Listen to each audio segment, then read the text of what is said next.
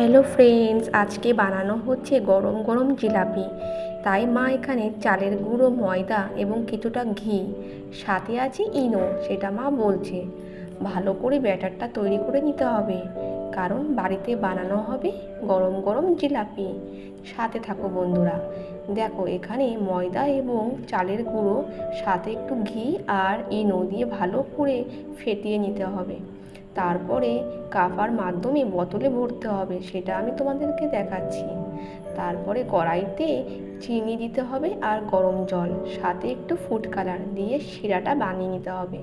একটু টকটক লাগার জন্য লেবুর রস। এক পাশে বসাতে হবে গরম রিফাইন তেল।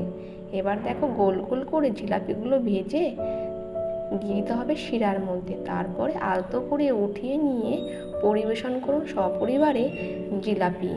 কেমন লাগলো ব্লগটি অবশ্যই জানিও বন্ধুরা। নেক্সট ব্লগে আবার দেখা হচ্ছে। তোমরা ভালো থেকো, সাবধানে থেকো, টাটা।